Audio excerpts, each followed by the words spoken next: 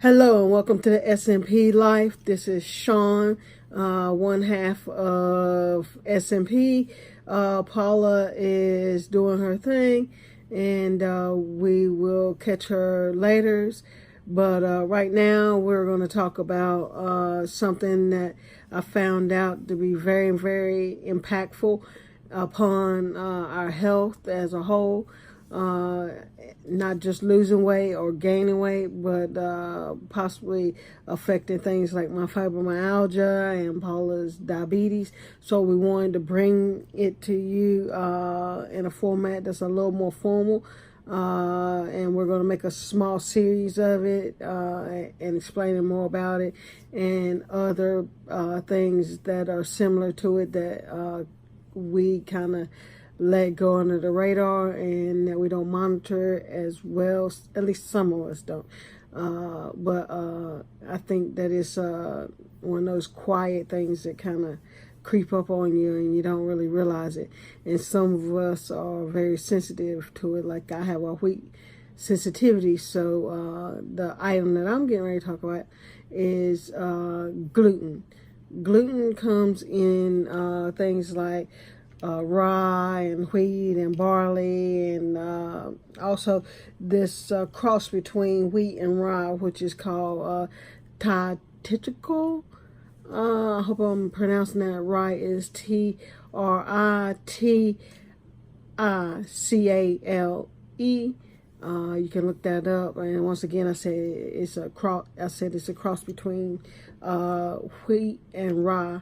The grains themselves and the products that are made from them can be very detrimental to someone's nutrition that is, say, like myself, is wheat intolerant, and a lot of folks are and don't even know it. In a minute, I'll go over some more things, and one of those groupings of items that I'll be talking about will be symptoms, how you can kind of tell if your body's possibly going through some of those things, and you can get with your doctor and possibly find out if that indeed is a problem for you. Gluten sensitivity.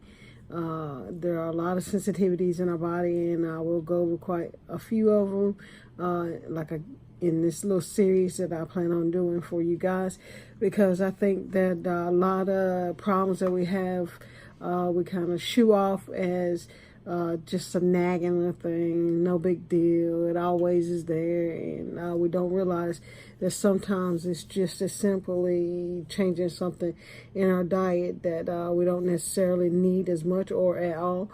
And once you find those things out for yourself, then you can better prepare your body and better prepare the plan of action in order to work around, say, in recipes, which I'll drop a couple below for you guys as usual.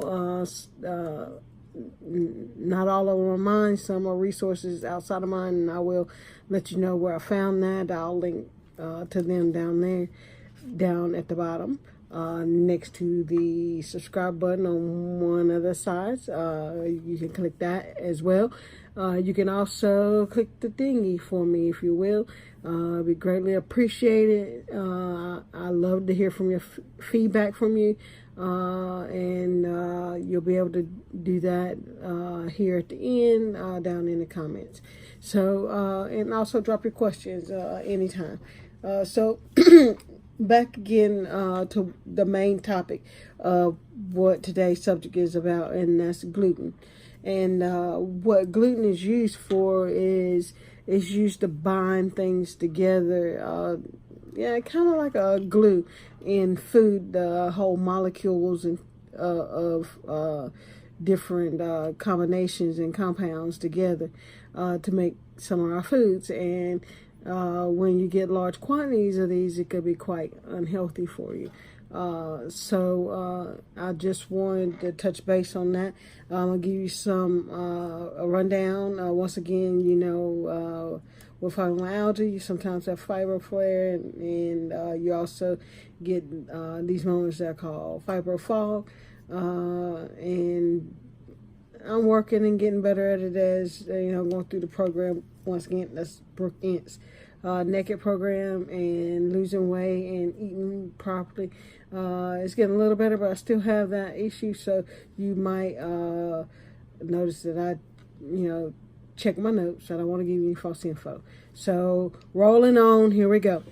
So the effects that the glutens have on your body, it can cause problems with your immune system, in which it would cause you, like, say, irritable bowels, or say you have upset stomachs a lot, ulcers, anything digestive, it usually has an effect on, because it comes in direct contact with those things. But what happens is it causes your immune system to basically attack its own self, and that's really, really bad. When that happens, you end up with that bloating feeling and pains and that sort of thing in your gut area. And as a lot of my research has found, that a lot of our problems stem from having a unclean gut area, or unhealthy gut area, or gut area that's not physically strong enough to support top part and bottom part of our bodies. So that's a whole nother story that I'll get into, a theory of mine.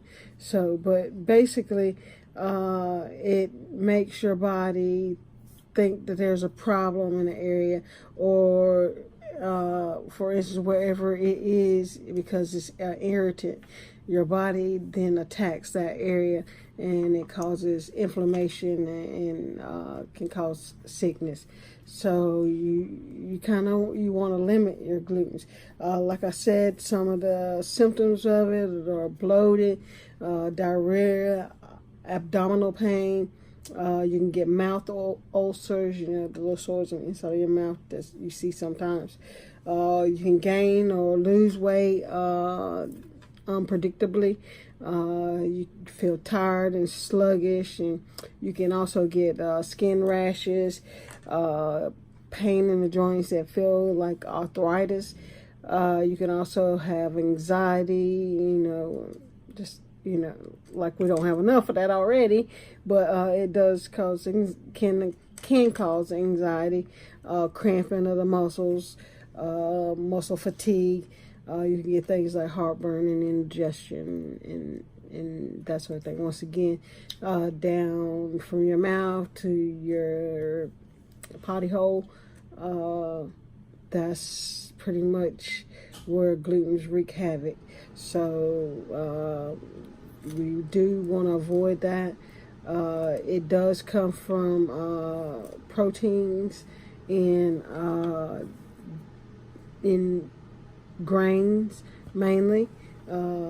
So you want to watch out for your grain intake in order to limit the effect that you could get from having. And some people are so sensitive that they can't afford to have any glutens in their diet whatsoever, and you have other diseases that kind of go in conjunction, celiac and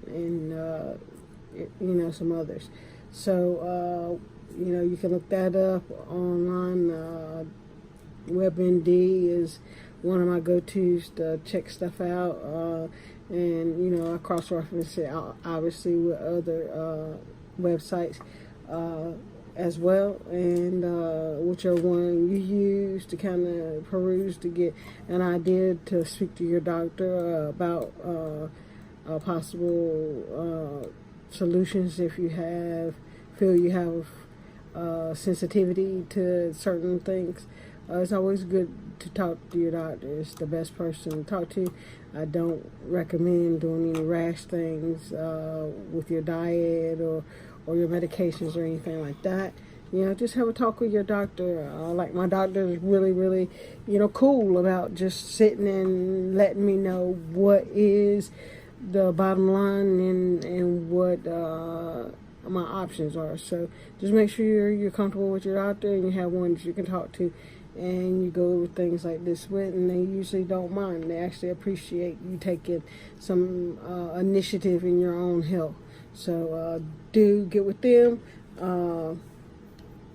Now I wanted to talk about how glutens really affect me personally. And Paula's diabetes and Graves, it affects similarly.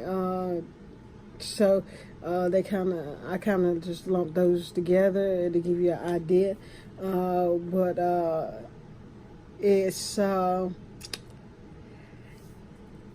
you end up having things like you're more susceptible to irritable bowel or diverticulitis, where you have different things going on in your intestine or intestine, excuse me. So you really have to be careful what you ingest, because whenever you have a flare up, say in any part of your body, it causes your fibromyalgia to flare, because although your nerves are super sensitive. So for me, starting to cut back on glutens has helped me not flare as often. It is really, really hard to completely go out of it because it's in so many things. So you just have to kind of keep an eye out for it. Read your labels, definitely. Find that nutritional label on that looks similar to this on all the items that you intake it at least as much as you possibly can, if it's not in a raw state. That's very important. And eating the best of what you can afford, and I know we can't afford the most expensive steaks and et cetera, but we can tend to do a little better than we do. And it's not a big price to pay for staying healthy and living longer and meeting your goals. Like my goal is to lose 100 pounds. So is it worth me eating glutens, being sick, holding on to extra weight because of the inflammation, having ailments that I could avoid, which flare up my fibromyalgia, which then makes me depressed, which it just about no. Let's not do all that. Let's just be aware of what we're doing to ourselves. So that's kind of idea of what happens with glutens in my body. You can look up the effects of gluten. Once again, I'll put a link down below to a website or a resource that you can look that up at and get more information. Please do. I encourage everybody to really take ownership in their diets and in their lives, and that starts with your food and your exercise and your learning and your rest, and we must do those things. There are a few books that I have gotten that have been very helpful in my understanding of glutens, and I'm going to link down below where you can get those at as well. Okay, the first book that I want to go over with you guys real quickly that I picked up, or that was given to me, is called The Gluten Connection, right here. And it's by Sarah Lieberman and with Linda Siegel. It basically talks about how to go gluten-free. So far, I've enjoyed the read. It's really tells you about the science and the health behind and how to control glutens in your diet. And it's a really straightforward book, but a lot of helpful information if you're just starting out and you have no idea what glutens are about. It's a good go-to. We also have the gluten-free table, and that's by Jill Lagasse, Emma Lagasse's wife and daughter, Jessie Lagasse Swanson. It's a great book. It's full of beautiful pictures and recipes. Highly recommend it. It's just like I get enjoyment out of Emerald's cooking as well. These ladies, they rock out, and they really do cook some really good dishes that I've enjoyed, and I'll continue to cook from. Possibly will share some of those recipes with you, either here or at the White Plate, cooking blog that we are running right now. Alongside this, I send you a link down below, which you can find on all the other videos as well. So check some of those other videos out, and we greatly appreciate you. I'm trying to roll through this, so I'll keep going with the next book, which I got for Christmas, and I absolutely love. If I remember correctly, I think it was on some of the bestseller lists. Yes, New York Times bestseller. Well worth it. It's about the paleo diet and not eating grains. It's a young lady's story about how she came to really enjoy cooking and eating paleo dishes, and how she made recipes where she didn't feel like she was losing out on anything, and there are really some delicious excuse me,